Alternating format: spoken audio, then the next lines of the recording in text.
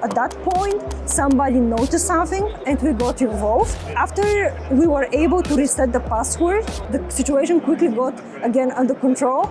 It is one of the things you hear about that you think, oh no, this could never happen to us. And they shouldn't think that it's something that happens only in the textbooks. It does happen in the practice. Hey everyone, David Bommel at Cisco Live, here with Gergana from Talos. Hopefully I pronounced it kind of right. Oh, good. Tell us, you've got a really cool story or some good stories about incident response where companies have been hammered by hackers or malware or something. And perhaps you can just talk us through that. Yeah, I would love to. So I want to share with you a story. It's about the recent incident that we had that was in Q4 of 2022. A new ransomware group has emerged in the field. It's called Royo, and we saw a very interesting case with this group.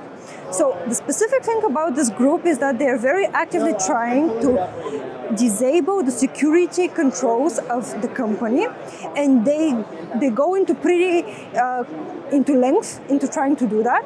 So what they did in this specific case is that they were able to identify the password for the EDR, for the endpoint detection and response solution. So they got the password, right?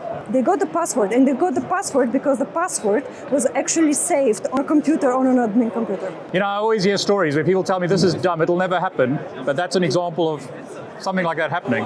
Yes, that happens, and actually sometimes there are reasons for it. If you think about it, if the organization has a manual process for installing the agent of the EDR on the different hosts, and you are the admin, trust me, you don't want to be going and typing this password every single time.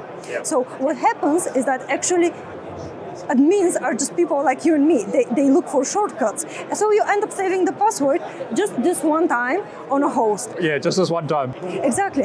And if you end up forgetting to delete it, that's where the problem actually starts.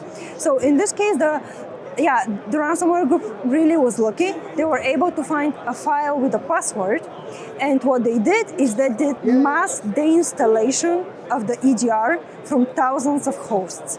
Wow. And this had two consequences, which were actually pretty dramatic, I would say. The first one was that they were able to very quickly copy the encryption software to the host, and that was not detected for over a week. Oh, wow. And the second one is that for a period of a few days, the security team was actually really not sure in their own tools. And you can imagine what this is doing with the morale and with all of your procedures, because even if you have the best incident response plan and the playbook, if you're not sure whether your security tools are functioning properly, you are really at the mercy of the adversary, I would say. Exactly.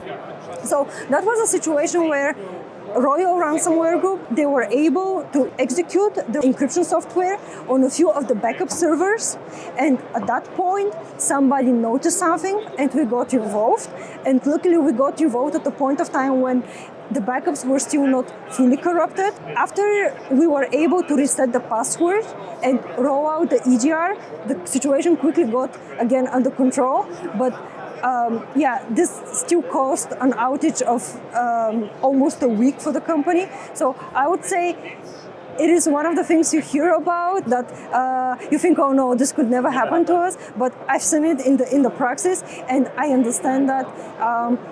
Having a strong password, having a system for managing passwords is super important, because this is part of the TTPs that we observed by almost all of the ransomware groups in the past 1 year. Active disabling of security controls. And I can give you an example of how defense is being disabled.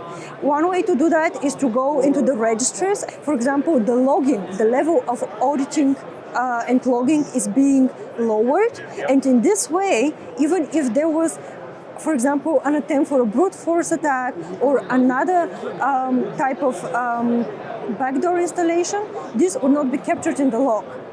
So it is something that companies can work actively against. And they shouldn't think that it's something that happens only in the textbooks. It does happen in the practice. One of the Talos incident response customers, and they had a good setup. Actually, they had their EDR rolled out. That's the funny thing about it. They had good coverage. So in other words, even though you have the best software, it doesn't help if you do make dumb mistakes. Exactly. And you need to actually train the whole team to be aware about the danger of such things, because you think about doing that at the beginning when somebody joins your team, maybe in the onboarding, but people change roles, people change teams. So you need really a culture of awareness to achieve that. That's brilliant. Thank you so much. You're welcome.